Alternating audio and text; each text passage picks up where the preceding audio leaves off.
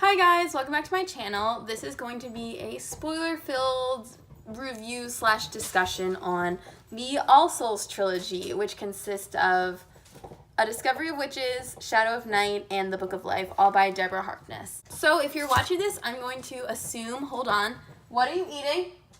Penny? If you're watching this, I'm going to assume that you've already read these books because I don't want to do like a play-by-play of the entire plot of like 1,500 pages of content, so I'm just going to not do that, and I'm going to jump right into kind of my review. First of all, with ratings, I gave A Discovery of Witches 4 stars. I really enjoyed it once I realized that it was a romance rather than like a fantasy mystery. Like it's also a fantasy mystery, but it's mostly kind of a romance, especially this book.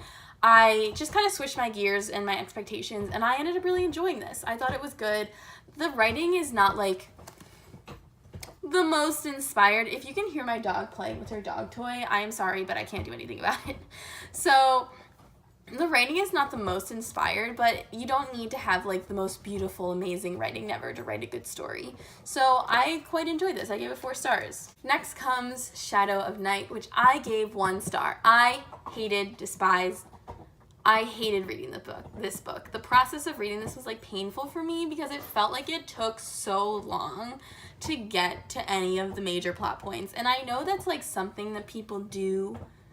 It's like a way that they can extend the suspense or kind of build the characters up, but I don't think that happened in this book. I don't think that the fact that interesting things happening every 150 pages and only every 150 pages, I don't think that was purposeful. I think that was just the way this book was written and badly kind of timed. The pacing, badly paced, that's what I'm looking for. So that was a 1 star, and I'll get to a couple more complaints about this book later. Lastly is The Book of Life, which I gave, I think, 3 stars. The first kind of half is pretty forgettable, but I thought the end did a good job of kind of wrapping up all the loose strings. It kind of redeemed the second book a little bit in my eyes. So I gave it 3, probably a little bit lower, probably like 2.5 stars. But this book was more of a pain to get into because I was so put off from the second book. But once I was reading this, it felt like it was going pretty quickly, and I finished it in only a couple days. My biggest complaint about basically all 3 of these books is that it felt like they could have been edited more. This is specifically true of the weirdly long passages in A Discovery of Witches where they talk about yoga. It's like scenes and scenes dedicated to yoga and like just like the finest details of what wine smells like. And I just like don't, obviously it had some importance to the characters, I guess, but like those things don't really come up in the other 2 books, so I'm just like kind of left wondering as to why they were in there in the first place. Another thing is the inconsistency of like characterizations. And that's not to say that the way the characters carry themselves changes throughout the books, but it is to say that a major part of Diana, the main character's person in this, is that she's very active and she loves rowing. And then later on you find out that she's just like kind of randomly an amazing horseback rider, and those 2 facts are literally never brought up again in the entire series. Maybe horseback riding like once, but she never goes rowing again, and I don't know why that was important. It seems that a lot of things about Diana kind of miraculously happen to make her interesting and then never show up again. Like the fact that she had a twin that she absorbed in the womb. That's mentioned maybe twice in the whole series, but like that's kind of like weird, right? Shouldn't that be like a thing? But it's not. I don't know. Something else that started in A Discovery of Witches that continues through the entire series is the fact that so much of the books are dedicated to talking about vampire politics. And as a book that is titled A Discovery of Witches, I would hope that there would be more witches in them, but in reality there's basically 2 main witch characters and a revolving door of other characters, most of which who are like evil. They like aren't on their side. So I don't really know why there aren't more witches. I also wish they could have gone deeper into the relationships witches have with covens and, like, their religion, because Diana mentions several times that she's a pagan, but, like, being pagan isn't just, like, an umbrella term. Like, it is an umbrella. The thing is, it is an umbrella term, actually. But there's so many different types of pagans that follow different traditions. It would have been interesting to learn more about her religion, especially since Matthew's faith in, I believe he's just Christian, possibly Catholic, is so vital and important to him.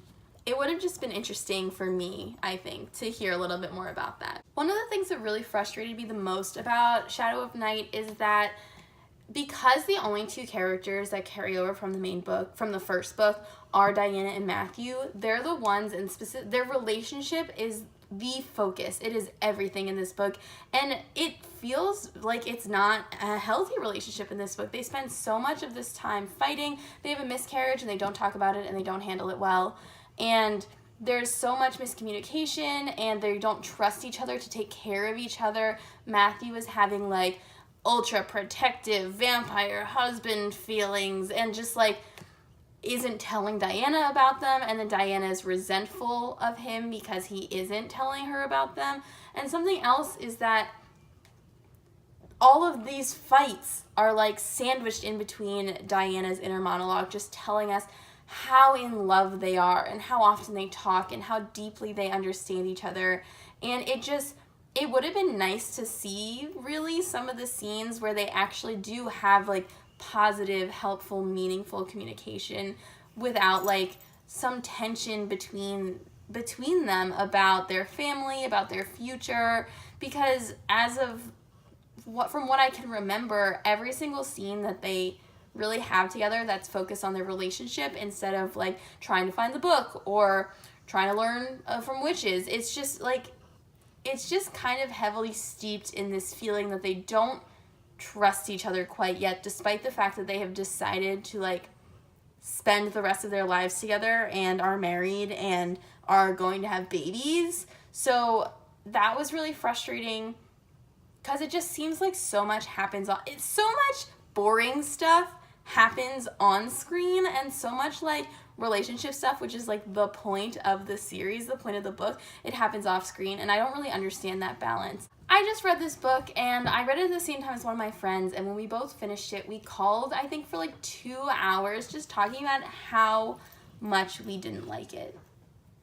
I just wanted there to be more magic. I wanted there to be more positive relationship stuff, and I understand that this is the second book in a trilogy, so the second book's job is to kind of, like, set up the conflict resolution in the third book and present more problems that the third book has to solve. But the thing is, like, because this book takes place in the past, which is cool, but, like, not, like, the most productive for the current time, it just felt like it really stalled the plot of the entire series. It felt like everything that happened here wasn't important anymore. It felt like we spent almost 600 pages following people around a time that they were going to leave, and then, like okay, then it's done. You know what I mean? It's like, yes, there are repercussions because they're going back in time and, like, changing time, but the changes that they made were so, I don't even know. It was just kind of continuous frustration as to the fact that nothing's happening, and then suddenly something happens, but there's no lead up to it, and then the fallout is like, okay, immediately back to nothing happening. When we get to the third book, I have really 2 main complaints. One is that, well, I guess 3 main complaints. One is that the first half is kind of forgettable. They spend the first half doing genetic research, learning more about vampire genetics and comparing it to witch genetics, and that was kind of interesting. I think the second half of this was cool. She kind of absorbs the Book of Life. I think that was way underutilized. That could have been super cool. And that kind of brings me to the first of my 2 major complaints about this book, is that one of the running themes of wanting to figure out why this enchanted book that kicks off the entire series is important is trying to figure out what is in this book. Like, what is the information that lies within this book? And that book becomes a part of Diana's body, and they still don't tell you. And when they do tell you, it is literally a throwaway, like 2 lines at the end of a chapter. The fact that vampires, witches, and demons are all just like magical humans and they're all the same species. Like, that would have been cool to have a bigger discussion on instead of just kind of like throwing that away just to catch if you do. Because that is such a major part of the reason that Matthew specifically wants to find the Book of Life. So that would have been really cool to see looked into a little bit more, but instead it's just kind of like tossed in there. She's really going at that toy. I'm really nervous that that's going to be the entire background of this video, but you know, I gotta do what I gotta do. And then the second thing that really bothered me about this was the character Chris.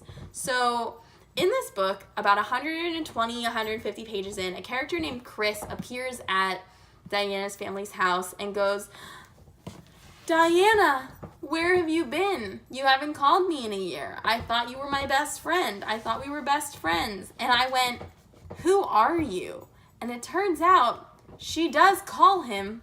She maybe emails him too, once, I think in the first 3 chapters of A Discovery of Witches. He is not mentioned like at all in the second book, and then he just kind of appears in the third book, just like randomly, like, "I thought we were besties." So that was kind of weird, since he's apparently one of the most important people in her life. And then, not to mention the fact that he, as far as I can remember from reading these books, he's the only black character, or the only main character that isn't white. So that's kind of weird that he comes in only at the end. Not to mention the fact that he's a sassy black friend from Alabama who calls everybody by like a nickname that he comes up with for them. And he literally says this line, listen, "I'm mostly French and African with a little bit of Scottish, Spanish, English, and Native American thrown into the mix." Like, I have never heard anybody except for like white people who did 23andMe talk about the percentages of their ethnicity like that. That is, I just don't think Deborah Harkness has ever talked to a black person. Like, is that horrible to say? I know I, as a white person, probably can't make that judgment, but if I noticed it, like, what? Like, it was just really uncomfortable to read, like, most of his dialogue.